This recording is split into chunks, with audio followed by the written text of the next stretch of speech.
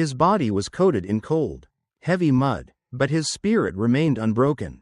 A single Alaskan Malamute was slamming his body against the head of a drowning horse. Over and over again, he was desperately trying to keep them both from being swallowed by the sticky, suffocating earth. I have imagined many things in my 30 years of life, but even if I lived 100 lifetimes, I could never have pictured this scene. It was a manifestation of devotion so desperate, so painful, that it will be etched into my memory forever. A magnificent white horse lay there, looking as if he were taking his final breath in a graveyard of sludge. And an incredibly loyal, completely devoted Alaskan Malamute refused to leave his side. The story behind this scene and the shocking truth will impact you. It might leave you speechless.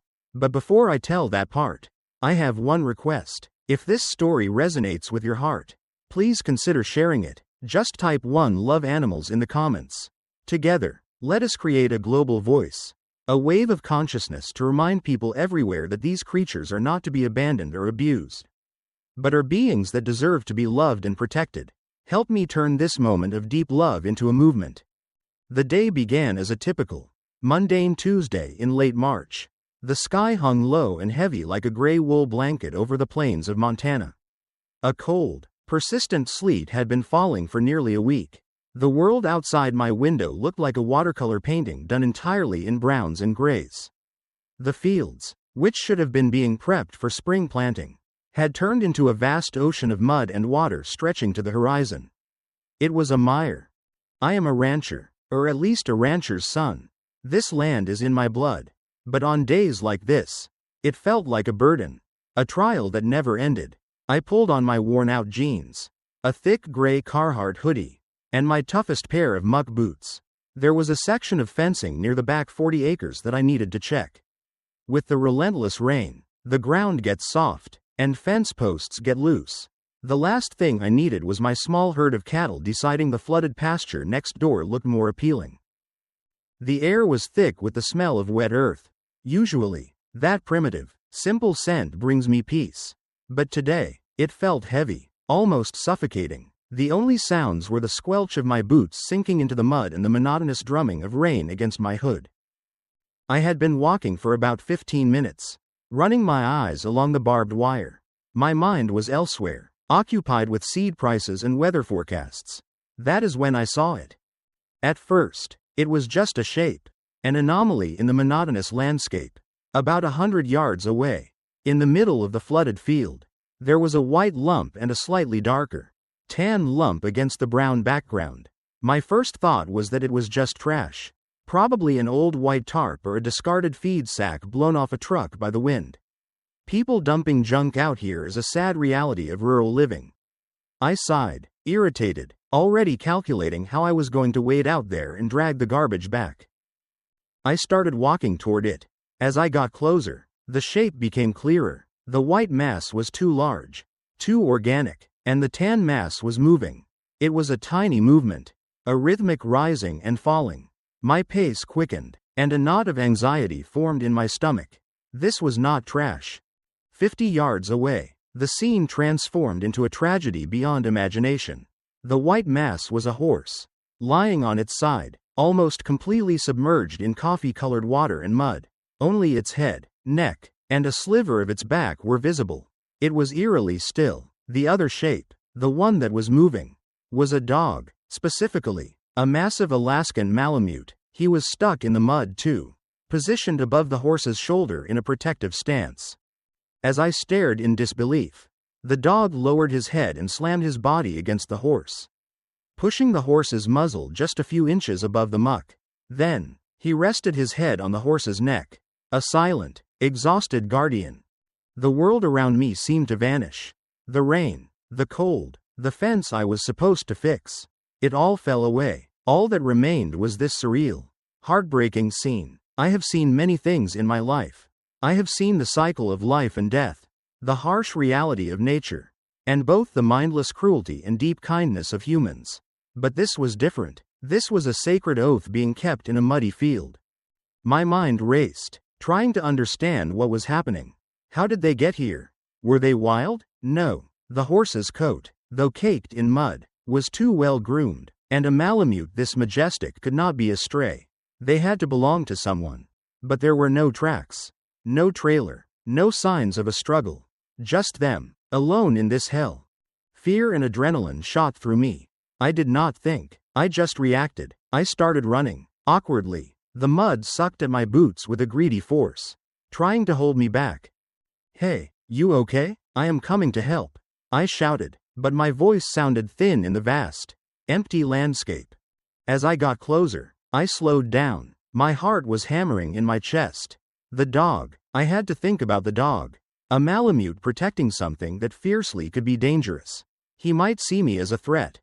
When I approached, he lifted his head and pricked his ears. His pale, amber eyes locked onto mine. There was no growl, no bared fangs, but his entire body radiated a tense alertness. What I saw in his gaze was not aggression. It was an intense assessment, a heavy weariness, and perhaps a flicker of hope that I was not a threat. He looked at me, then looked back at the horse, and gave a barely perceptible nod. A low, tragic whine escaped his throat. It was the sound of a creature pushed to its limit.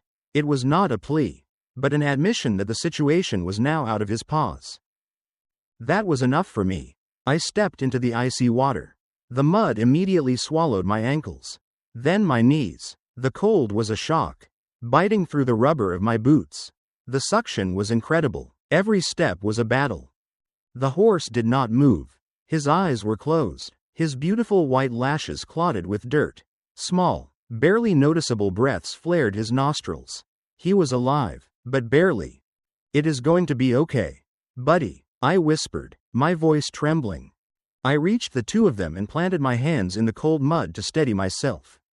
The dog watched my every move, his body stiff. I slowly reached out and let him sniff my knuckles.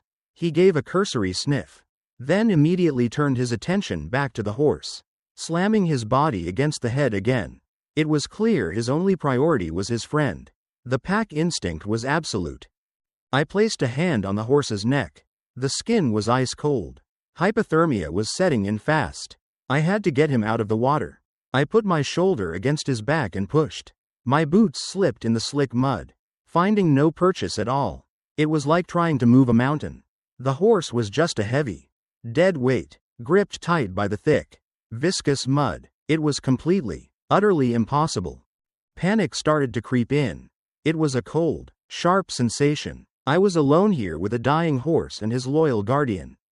And I was powerless. I looked around, searching for anything, any solution. What could I do? I could not leave them. The dog's persistence was proof of that. If he refused to give up, how could I? Then, I noticed something that made my blood run cold. The horse's head was slipping.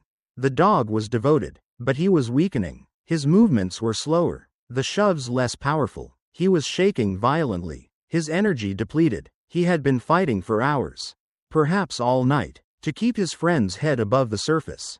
But he was losing the battle. A new wave of despair hit me. I could not drag the horse out. Not alone, but I could not let him drown right in front of his best friend. I had to do something. Anything. My mind latched onto one simple, desperate idea. I had to support his head. "Okay," I said to them. My voice was a strange mix of calm and panic. "Okay, I will be right back. I promise. Do not give up. You hear me? Do not you dare give up."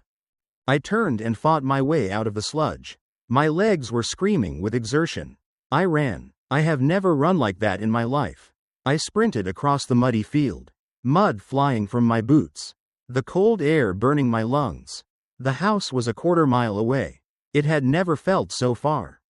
My mind was a whirlwind of thoughts. Please hold on. God, let them hold on. I burst into the equipment shed, scanning frantically. Ropes were too complicated. I needed a prop, something for leverage. Not long enough, not strong enough. My eyes landed on a stack of old plastic milk crates. Durable, lightweight, perfect. I grabbed one, not even bothering to brush off the dirt or cobwebs. The run back was fueled by pure adrenaline. Every step was a prayer. As I got closer, my heart clenched. From a distance, they were still there. The dog was still there. His figure looked like a collapsed shadow of devotion. Relief so strong it almost buckled my knees washed over me. I waded back into the mire, holding the milk crate high. "I am back," I gasped. "I told you I would come back." The dog looked at me. There was something in those tired eyes. Perhaps a spark of curiosity. I moved to the horse's head and sank my hands into the mud beside his face. "Easy, big guy," I whispered. I did not even know if it was a mare or a gelding. But I just needed to lift him. Gently, carefully, I shoved the milk crate down into the mud beneath his head. It took a few minutes of positioning, pushing, and wiggling, but finally, it settled perfectly. I lifted the horse's heavy, unresponsive head and rested it softly on the plastic grid. His muzzle was now 6 inches above the water. He could breathe. It was a small victory, a tiny reprieve, but it felt monumental. The horse let out a long breath, a shudder running through his body. His eyes fluttered open for a second, revealing a hazy, unfocused blue, then closed again. But it was a reaction. It was something. The Malamute seemed to understand. He gave a short bark and licked my hand. That gesture of gratitude almost broke me. Then, he rested his head on the horse's shoulder again. The job of holding the head was temporarily relieved. He was still on duty. But he could rest, at least a little. Now, part 2 of the problem. The dog was shaking uncontrollably. If he stayed in this ice water, he would get hypothermia too. I had to get him out. "Okay, hero, your turn," I said softly. "Let's get you to dry ground." I reached for him, trying to urge him away. He whined and pressed closer to the horse. He would not go. "Come on, you have done enough. You need to get warm." I tried to push him, to guide him out. He resisted, bracing his legs in the mud as best he could. His loyalty was absolute. He was the captain going down with the ship. I realized I could not reason with him. I had to carry him. He was a big dog, probably close to 100 pounds, and with the water and mud, he felt like he was made of stone. I crouched, finding whatever footing I could, and wrapped my arms under his chest and hindquarters. "Sorry, buddy," I grunted, and with a massive effort, I hoisted him up. He struggled for a second, panic in his eyes at being separated from his friend. He twisted, trying to get back. "It is okay. It is okay. I am not taking you far." I staggered to the edge of the flooded area. Fighting the wet, heavy weight of him, I set him down on ground that was slightly less boggy. He immediately shook himself, spraying mud water in every direction. And without a second of hesitation, he turned around and charged right back into the water, straight to the horse's side. He resumed his post, shivering and miserable, but resolute. I stood there, soaking wet, freezing, and completely defeated. I could not move the horse. I could not move the dog. They were a single unit bound by a love I could not break. It was beautiful, and it was killing them both. My brain finally caught up with the situation, screaming the obvious solution. I am not a one-man rescue squad. I need help, real help. I pulled my cell phone from my pocket. My fingers were numb and clumsy. I shielded the screen from the rain, praying it still worked. The screen lit up. Thank God. I dialed 911. My thumb shook so much I had to try 3 times. 911. What is your emergency? The dispatcher's calm, professional voice was a stark contrast to the chaos in my head. I need help, I stammered. I am out in the field off County Road 400. There is a horse. He is stuck in the mud. He is dying, and there is a dog with him. There was a silence. A horse and a dog? Yes, the horse is bogged down. He cannot get out, and the dog won't leave him. They are both freezing. Send someone. Animal control. The fire department. I do not know. Someone with a winch. I knew I sounded crazy. Or hysterical. Okay, sir. Stay calm. What is your name? Mason. Please hurry. I do not think the horse has much time. I gave her the exact location, describing the turnoff and the field road. She assured me she was dispatching the local sheriff's deputies and contacting the county animal response team. Stay on the line if you can. Help is on the way. The call ended. I was alone with them again. But now there was a thin thread of hope. I put the phone back in my pocket and waded back into the water. I would not leave them. I couldn't. I stood by the dog, keeping watch, placing a hand on his back to offer whatever warmth and comfort I could. I talked to them. I kept my voice low and steady, telling them help was coming, that they were brave, that they were good boys.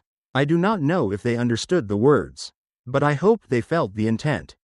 The minutes felt like hours. The gray sky darkened, and the rain picked up intensity. The dog shivered under my hand. The horse remained eerily still, his life supported by a plastic milk crate and pure will. We were three desperate souls waiting for a miracle in a muddy field.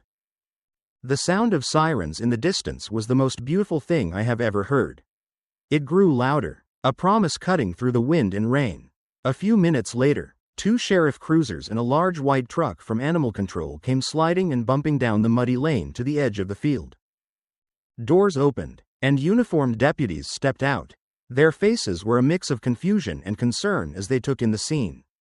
A woman in an Animal Control uniform followed, along with another man. Their expressions were grim. They carried gear and medical bags. The cavalry had arrived. "You the caller?" a large deputy asked, his boots making the same sucking sound as mine. "Yeah, that is me, Mason." "What on earth is happening here?" he muttered, looking at the pair. The Animal Control officer, a woman with a face that combined kindness and grit, immediately took charge. "Okay, we need to assess the horse. Officer, I need help with the winch. Get the cable ready." Things moved fast from there. The deputies went to one of the cruisers and started pulling out a heavy-duty tow cable. The steel line glinted dully in the dim light. The veterinarian, I assumed that is who the woman was, waded into the water with a colleague.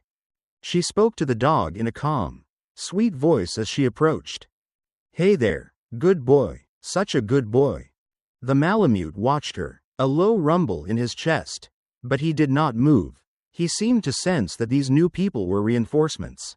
The vet did a quick but gentle check of the horse, checking gums, listening to the heart, assessing consciousness. "Hypothermia and shock," she yelled to the team. "But he has still got vitals. Weak, but there, we have a chance, but we need him out now." The extraction was a tense, calculated operation. They brought wide, flat straps and carefully fed them under the horse's body.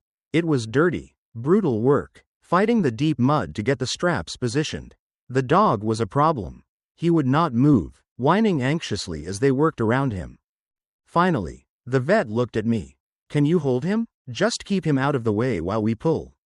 "I will try," I said. I waded in and wrapped my arms around the shivering giant again. This time, he seemed to understand. He did not fight, but he whined, his eyes glued to the horse as I dragged him a few feet away toward the bank. I sat in the mud, holding his collar tight, kneeling beside him. "It is okay. They are helping him," I whispered repeatedly. The straps were set. They hooked them to the winch cable. The winch motor whined, a high-pitched mechanical sound cutting through the quiet field. The cable went taut. The deputies and Animal Control officers took positions to guide the horse as he was pulled. "Slow, slow," the vet commanded. The horse's body began to move. It was a slow, agonizing process. The mud fought for every inch, creating a powerful suction that did not want to release its victim. The horse's body slid through the mire, his white coat now completely brown. I held my breath, my knuckles white on the dog's collar. The dog let out a high, desperate whine, straining against my grip. Then, with a final, loud sucking sound, the horse broke free. They pulled him up onto the muddy bank. He was a motionless lump of mud. For a terrifying second, I thought we were too late. But the vet and her team were on him instantly. They covered him with thermal blankets. The vet pulled out an oxygen mask, fitting it over the horse's muzzle, and cracked a portable tank. She administered an injection, probably adrenaline or steroids to combat the shock. She and her assistants began rubbing the horse's legs and body vigorously with towels, trying to stimulate circulation. I let go of the dog's collar. He rushed forward, stopping just short of the medical team, careful not to interfere but needing to be close. He watched their every move, his tail giving a single, hopeful thump against the ground. Slowly, miraculously, the horse responded. A deep shudder went through his frame. He coughed. He lifted his head, looking around confusedly. His blue eyes were wide with bewilderment. The vet smiled, a look of profound relief on her face. "Welcome back," she said softly. The horse was weak, but alive. They determined he had suffered a concussion, likely from a fall or a blow to the head, which was why he could not move in the first place. He could not stand on his own. So the team worked together to carefully load him onto a specialized sled and winched him into the back of the large stock trailer. Once the horse was secure, breathing oxygen and wrapped in blankets, the vet turned her attention to the dog. He was physically fine, just cold and exhausted, but his anxiety was peaking. He was pacing at the back of the trailer, whining to be let in with his friend. "We cannot separate them," the vet said to me, shaking her head in amazement. "I have never seen a bond like this." They put a temporary muzzle on the dog, standard procedure for a stressed animal in a confined space. The vet knelt by him, speaking in soothing tones. He calmed down immediately, leaning into her touch, but his eyes never left the open trailer door. They loaded him in too, letting him lie on the floor next to the horse. As soon as he was near her, a visible calm settled over him. He rested his head on her hooves and looked up at the vet. His watch was temporarily over. As they prepared to leave, the vet walked over to me. "You saved their lives," she said, looking me straight in the eye. "That milk crate you used to prop his head up? That bought us the time we needed. 20 minutes later, and he would have drowned." "The dog saved him," I replied, my voice thick with emotion. "I just helped him finish the job." She nodded. "He is a hero, that is for sure. We are taking them to the recovery center. They will get the best care there. We will try to find the owner." They drove off, taillights disappearing into the gray mist. The field was suddenly quiet again. The only evidence of the dramatic rescue was the churned-up mud and the abandoned milk crate. I stood there for a moment, soaking wet and shivering, but feeling a warmth spreading in my chest. I could not shake them from my mind. The dog's loyalty, the horse's will to live, the coordination of the rescue. It was all burned into my brain. I went home, took a hot shower until my skin turned red, and put on dry clothes. But I could not sit still. I felt a need to know what happened next. I was part of their story now, and I had to see it through. The next afternoon, I drove to the recovery center. It was a beautiful facility, clean and spacious, with an air of peace. I found the vet from the day before. She beamed when she saw me. "Mason, I am so glad you came." "I had to," I said. "How are they?" "Come see for yourself." She led me to a large, comfortable stall. Inside, the horse was standing. He had been cleaned up, his coat gleaming white again, save for a few stubborn stains. He was still a bit wobbly, but he was munching on a pile of hay with enthusiasm, and sitting peacefully at his feet, leaning against his legs, was the Alaskan Malamute. He had been cleaned up too, his coat fluffy and dry, looking truly regal. When he saw me, his ears perked up. He trotted to the stall door, his tail wagging furiously. He poked his nose through the bars and licked my hand. The horse turned his head, looking at me with gentle, intelligent eyes. He took a step forward and nudged my shoulder with his muzzle. A gentle, unmistakable gesture of thanks. Tears welled in my eyes. Seeing them like this, safe and warm and together, was an incredible gift. I spent an hour with them, just petting them and talking to them. I felt an inexplicable bond with these two animals. I even considered adopting them if no owner was found. They belonged together, and in a way, I felt like I belonged with them. Later that day, I got the answer. The vet called me. "We found the owner," she said. My heart sank a little, but I was happy for them. "That is great news," I managed to say. "It is a complicated story," she continued. "His name is Mr. Patterson. He is an older gentleman who lives a few miles from you. He was riding his horse, Ghost, with his dog, Yukon, when they were attacked." "Attacked?" I was stunned. "He surprised a trespasser trying to steal parts off his tractor. The man ambushed him, struck him, and knocked him unconscious. He dragged Mr. Patterson into the barn. Ghost and Yukon panicked and ran. Ghost must have taken a bad fall during the escape. Hit his head. That is how he ended up stumbling into that bog. Mr. Patterson was found and is recovering in the hospital. He has been frantic about his animals." All the pieces fell into place. The concussion, the remote location, the absence of the owner. Yukon was not just guarding a friend in the mud. He was standing watch as the sole protector of his family after a violent assault. A few days later, I went back to the center.